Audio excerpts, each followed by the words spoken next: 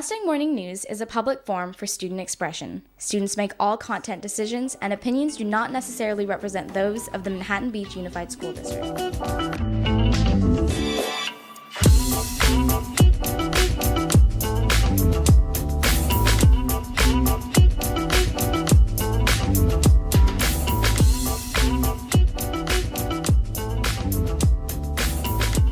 Today, we feature the Costa Boys volleyball team. Plus, we take a look at March Madness.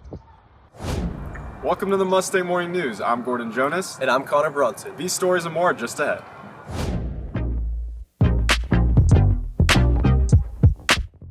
Costa Boys volleyball has remained the top high school program in the country, bringing glory, recognition, and expectations for players and coaches alike. Parker Risch and Jimmy Bedner report on the pressure that comes with staying at the top. At Miracosta High School, boys volleyball has built a strong tradition over the years, but that success also brings pressure.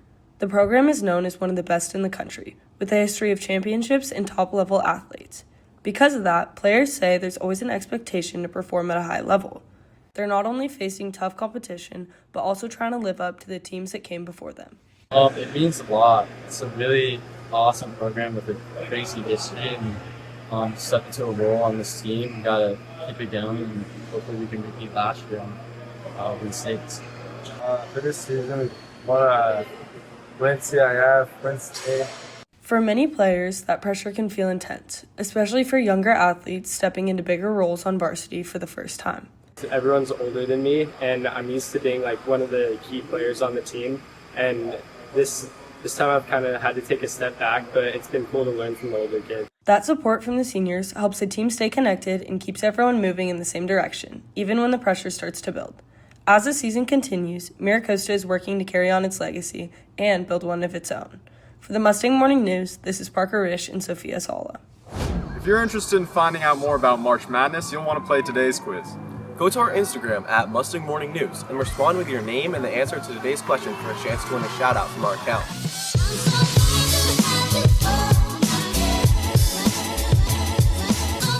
Here's today's question.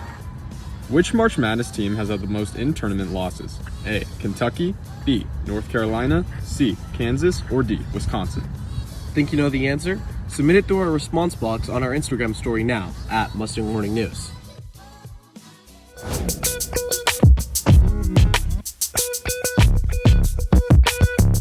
From fundamental algebra to advanced calculus, the Miracosta Math Department helps students gain more than just academic success.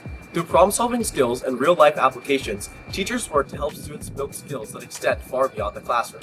Anna Clara Suarez, Jane Meyer, and Alan Hill report. For many students, math can feel challenging, but the teachers in our school's math department say that the skills you learn in your everyday math class go far beyond solving equations. Math helps students develop critical thinking and problem-solving skills, as well as logical reasoning that can be used in everyday life. Math is also connected to a wide range of careers. Fields like engineering, computer science, architecture, and finance all rely heavily on math skills. I think we choose recently to hopefully get out of the idea of memorization. So try to really create the environment where kids are able to work together, talk, understand that somebody else's perspective may add to their understanding of the way they look at it, because all problems can be solved in more than one method. By practicing math regularly, students build skills that will help them in both college and in their future careers. From technology to business to science, math continues to play an important role in many of today's jobs. My hope is that their outcome is their results, and it's just I gave them the opportunity, sometimes the opportunity for success, failure, but it's their choice, and they really have to embrace that, because when they go to college, it's all about what they want to do, not what we want for them. For many students, math can feel intimidating. Teachers say one of their biggest priorities is helping students overcome math anxiety by encouraging questions, collaboration, and examples in the real world. For the Mustang Morning News, this is Alan Hill, Jaden Meyer, and Anna Clara Suarez. We have the answer to today's Costa quiz. The question was, which March Madness team has had the most in-tournament losses? The answer is A. Kentucky has had over 50 losses in a staggering 61 tournament appearances.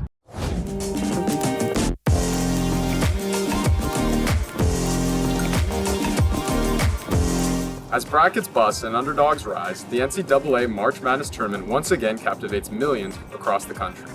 With last-second buzzer beaters and Cinderella stories, it continues to be a cultural phenomenon each spring, giving college players the spotlight. Nathan Inouye and Connor Bronson report.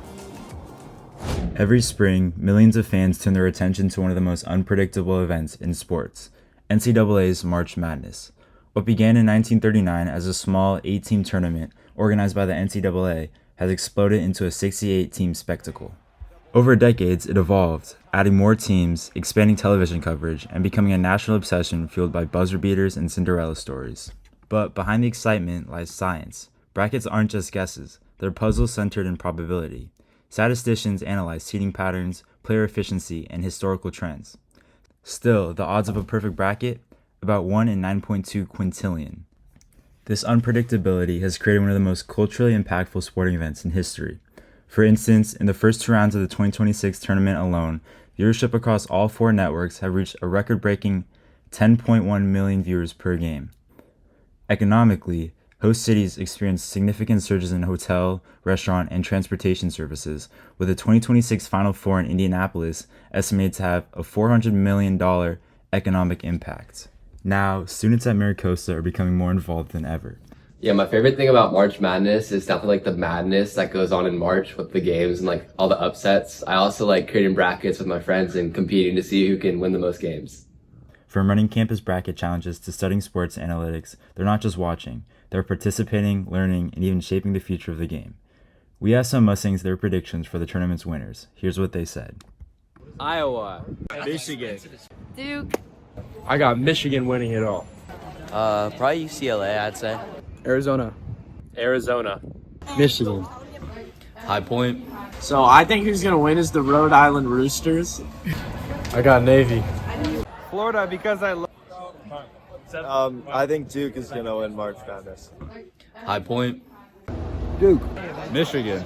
In the end, March Madness is more than a tournament. It's a blend of history, math, and human emotion, all unfolding in real time. And as students continue to engage, analyze, and contribute, the tradition keeps evolving. For the Mustang Morning News, this is Nathan Inouye, Donnie Cho, and Connor Bronson. That's all for today's show. Be sure to check out our Instagram at Mustang Morning News. Thanks for watching, Mustangs, and we'll see you soon.